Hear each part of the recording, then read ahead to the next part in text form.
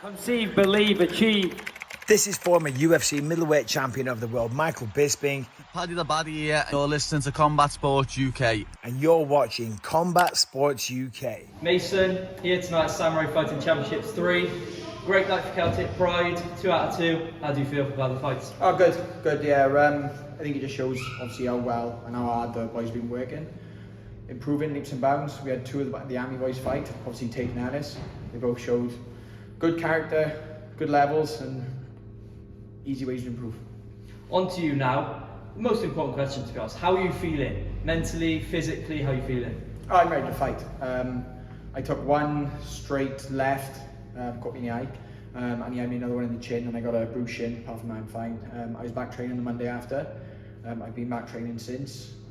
We was hoping for a couple of different things that sort of looked like they were coming, and then we've had some paperwork problems that pushed me back, but just got to wait now, get ready, and wait for what's next. Let's discuss that fight a little bit. You've obviously had a bit of time to reflect on that performance. How do you view that performance looking back now? It's funny, when I was fighting, I asked my corner at the end of the first round, I said, did I win it? Mainly because it felt quite fancy, it felt quite 1-for-1 through the first round. He managed to get a takedown at the end, and they couldn't quite work out how he hit the takedown at the end. And then, yeah, I got the win, that's the main. Heading into that fight, you said that he might have been one of your toughest opponents to date, and then you kind of ran through him, to be fair, in all fairness and respect to him.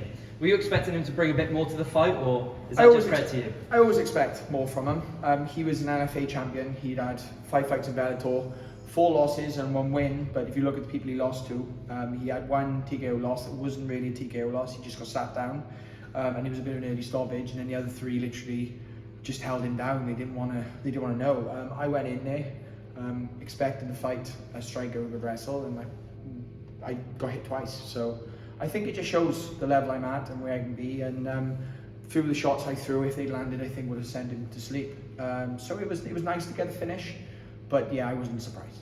Throughout your career, you've obviously had some amazing finishes, some great wins in the UFC and cage wars everywhere, really. Looking back and saying that this might be one of your toughest opponents to date, just where do you rank that? Toughest opponents outside the UFC? Of course, yes, of course. Obviously, like that fight for me was up there with the Desmay fight outside, 2 of my toughest tests. Obviously the Champ fight against Allen and the Joe McColgan fight for the lightweight title were tough fights, but I was in control from the start and I pushed through. They were fights I knew I was going to finish and get done quickly, and I finished both in the first. This fight was different because the boy, he moved well, he had dangerous striking, he was tough, he was low, he had good wrestling, and like we knew he was at the UFC caliber. And for me to go in there and put it on him in the first, I hurt him at the end of the first, and then I put it on him and finished him in the second. You mentioned there that you were back in training just a few days after. What does the rest of 2024 look like for you? Are you looking to have a little bit of a break now, or are you just ready to get straight back in there? I don't like sitting out, I like to be active. For me, I'm at home in a gym, and it is my job. So I was hoping to get a fight within a few weeks, just put it that way. We had a date, we had an opponent, and we had an organisation who was very interested in getting me signed. And then we just hit a bit of a roadblock that have put a little dampen on things, and just means that we need to take a little bit of time to get it sorted. So that's in the process. As soon as that's done, I'll be back in camp properly, be back prepared, and go from there.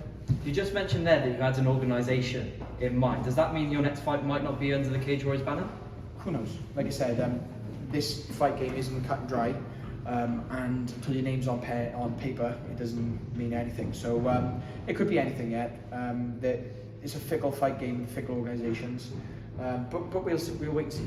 Lovely. Thank you so much for joining us tonight. Congratulations on the brilliant night. Thank you. Lovely.